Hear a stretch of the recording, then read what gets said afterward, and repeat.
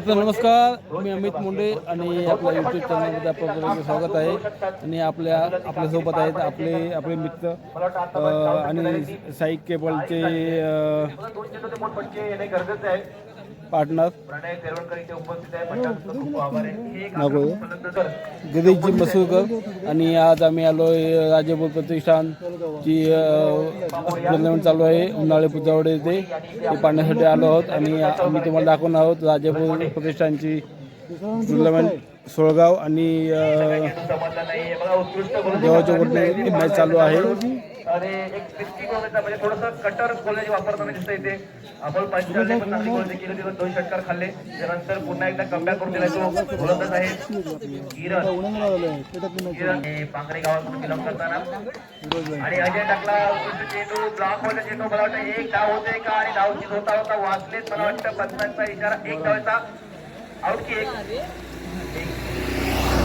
एक डाव धाव संख्या झाली ती 41-42 झाले.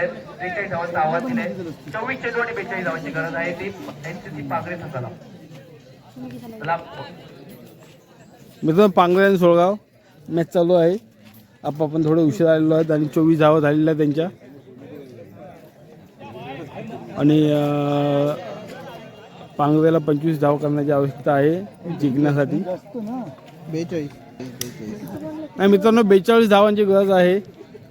एकूण 43 करायचे आहेत पांगरेला 4 ओव्हरमध्ये. आणि आपण पाहू शकता विशेष सहकार्य केले आपल्या 8व्या पर्वासाठी. तर 5-11 देवाचे गोठणे आणि एक्सेक्टा 11 सोळगाव या संघाकडून आम्हाला एक विशेष सहकार्य झाले रोख रक्कम स्वरूपामध्ये. त्याचप्रमाणे सावली मेकओव्हर यांच्यावर आपल्याला विशेष सहकार्य मिळाले. त्याप्रमाणे महेश गोटम एक उत्कृष्ट. मित्रांनो, राजापूर चॅम्पियन ट्रॉफी पर्व 8वे राजापूर युवा प्रतिष्ठान रजिस्टर अंतर्गत हे टुर्नामेंट चालू आहेत.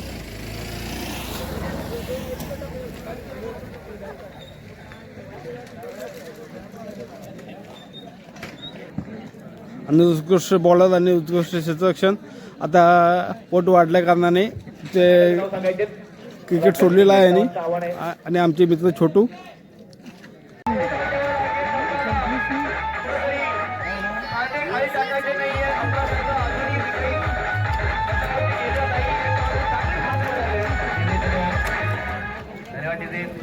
नाव घेतलं तिथे काही थांबायला तयार नाहीये.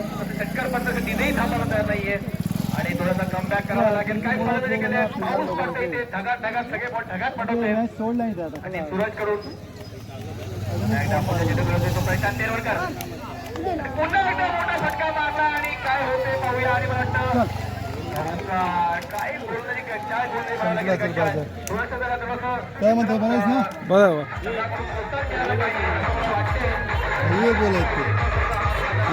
हलवा बोलला.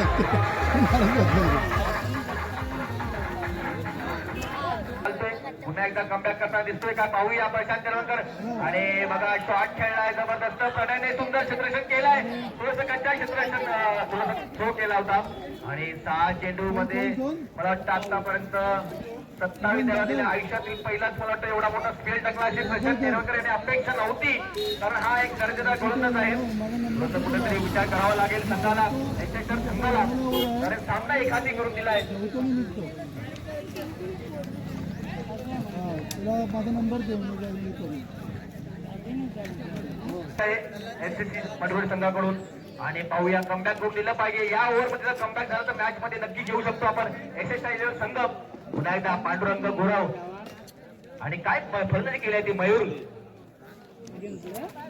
पांचाळ बंधू मला वाटतं सगळे या काँग्रेस संघामध्ये आहेत. आणि जबरदस्त फलंदाजी केली आहे. ती काय 27 धावा कुठल्या आहेत पहिल्या षटकामध्ये. काही अपेक्षा नव्हती प्रशांतकडून, परंतु काही झालं वेगळाच खेळ झाला. ठीक आहे, क्रिकेटचा भाग आहे. आणि सुंदर चेंडू होता. झेलबाद होऊ शकला असता. आणि प्रणित कोळी ही अपेक्षा नव्हती. प्रणित कोळी एक उत्कृष्ट दर्जाचा विकेट किपर आहे आणि उत्कृष्ट क्षेत्ररक्षक आहे. एक बाईचा इशारा पंचांचा.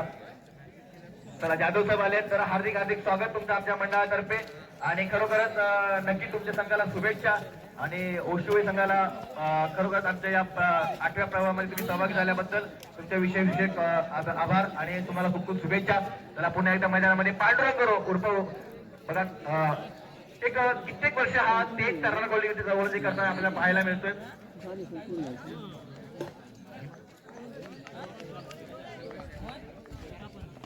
आणि उंच बाला चेंडू आणि बघूया लेग साईडला मारला थोडस 4 धावा होऊ शकतात. अजयने उत्कृष्ट क्षेत्ररक्षण केलंय. थोडासा बॉल हळूहळू चालला होता. मी थांबलो होतो कमेंट करताना. थोडंसं मला वाटलं चौकार जाऊ शकतो का, परंतु अजय तितकाच जबरदस्त क्षेत्ररक्षक दिसतोय. इथे 2 धावा गेल्या. 2 धावसंख्या होते. आता मात्र 13 धावांची गरज आहे आणि 10 चेंडू मध्ये 13 धावांची गरज आहे पांगरे संघाला. सॉरी 16 चेंडू आणि 13 धावांची गरज आहे. थोडासा वरचढ दिसताना पांगरे संघ दिसतोय, परंतु एसएसटर संघ ही हार मानणार नाहीये. वरचढ तर होणारच आहे. बघूया कोण संघ बाजी मारतोय. शेवटचे चेंडू सांगता येत नाही पुरा. हे धाव चेंडू काय गोलंदाजी करतोय बघा. यशचित मला वाटतं होऊ शकला असता आणि आपल्याला इथे पायचीची अपील करू शकता, परंतु तुम्हाला आउट देता येणार नाही कारण आपल्याला नियम नाहीये तो. एलबी आपण देऊ शकत नाहीये. जबरदस्त गोलंदाजी करताना इथे पांडुरंग गुरव, मला वाटतं पहिल्या षटक जर पांडुरंग गुरवने हाताळलं असतं तर नक्की थोडं शकतो आपल्याला कुठे फरक दिसला असता. पण प्रशांत तेरवणकर याच्यावर ही अपेक्षा नव्हती आणि ती तशी कामगिरी नेहमी पार पाडतात. आज कुठे थोडंसं वातावरण चेंज झाले दिसते. एकदा काय गोलंदाजी म्हणावं लागेल ते टर्रार गोलंदाजी होते पांडुरंग गुरव यांच्याकडून. स्वागत करतोय आपण पांडुरंग जाधव. मला पांडुरंग गोलंदाजी करतोय आणि पांडुरंग जाधवांचा आम्ही सत्कार करतोय. एक चांगलं व्यक्तिमत्व राजापूर तालुक्यातील आणि नक्कीच मला वाटतं आमच्या या सासरवाडीतून आलेले नामदेव बावकर ओणी यांचंही इथे आम्ही सहर्ष स्वागत करतोय. त्यांनी इथे इथे नामदेव बावकर साहेब तर या इथे स्टेजवरती या साहेब ओणी संघाकडून आमचे सूरज एक ऑलराऊंडर असा खेळाडू शांत संयमी.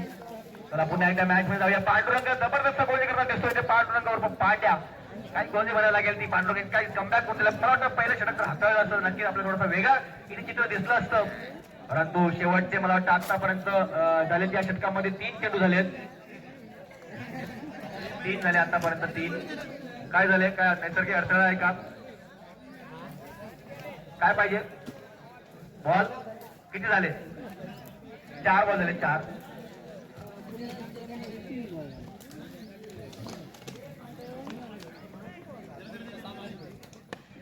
हा काय चेंडू मारलाय पाहूया. उत्कृष्ट षटक होतं आणि प्रत्येकाने 1 धाव वाचवलेली आहे आणि चांगला कमबॅक केलाय तो पांडुरंग याने आणि मला वाटतं षटक चांगलं टाकलंय. कुठेतरी संघाला आशा दाखवली आहे आतापर्यंत एसएसआर संघाने. एसएसआर संघ कुठे मला वाटतं शेवटपर्यंत हार मानत नाही आणि आतापर्यंत जे नाव ठेवलंय आणि भविष्यामध्ये एसएसआर हे नाव 7 समुद्र पार जाईल यात काही शंका नाहीये.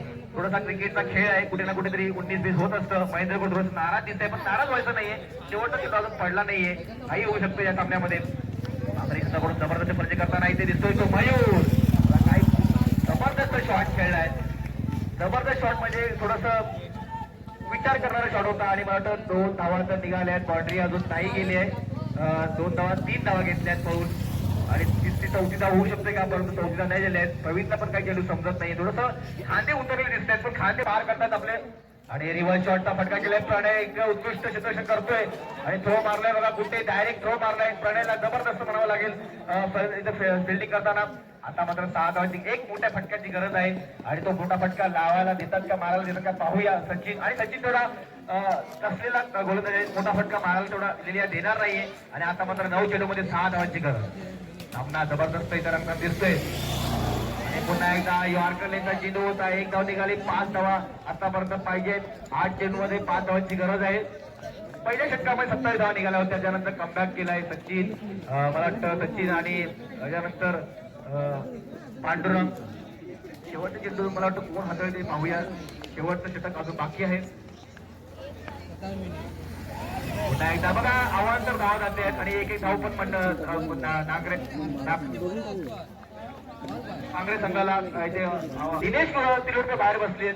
मोठे मोठे खेळाडू बाहेर बसलेत. मला वाटतं नवीन संघाने पर्राय दिसतोय खेळाडूंचा आणि पहिल्या चेंडूवरती सुरुवात केली आहे पाहूया. आणि बघा 1 धाव छोटी धाव घेतलेली आहे. 2री धाव होते का आणि 2री धाव होऊ शकत नाही मला वाटतं. आणि 2री धाव पण घेतलेली आहे. गच्चा क्षेत्ररक्षण बाबा असं नाही करायचंय. ही अपेक्षा नाहीये कारण 2 फक्त धावा पाहिजे आता आपल्याला आणि चांगलं क्षेत्ररक्षण केलं होतं बघा अमोल एक अनुभवी खेळाडू आहे आणि अमोल दाखवून दिले आतापर्यंत की काँग्रेस संघामध्ये का टिकून आहे. शेवटचं मला वाटतं थोडंसं कॅच सोडली होती, थोड्याशा शिवा पडल्या असतील. मला वाटतं थोडेसे छोटे खेळून नाराज झाले इथे आपल्या कॉमेंट्री बॉक्समध्ये, परंतु त्याने दाखवून दिलं की शेवटच्या 5 चेंडूमध्ये 2 धावांची गरज आहे. पाहूया सामना रंगतोय, जरा जोरदार टाळ्या सामना आवडला असेल तर. आणि काँग्रेस संघ थोडासा कुठे ते वरचढ होतो दिसतोय इथे. आणि तयार पुन्हा एकदा बॉलिंग लाईन वरती आणि लेग टाकला चेंडू, 2 धावा निघतात का ते पाहूया. आणि 1 धाव निघाली आहे, दुसरी धाव घेण्यात यशस्वी होतो का अमोल आणि धावा होतोय का प्रणय. आणि विजयी झालाय तो काँग्रेस संघ आणि पराभूत झालाय तो 11 संघ.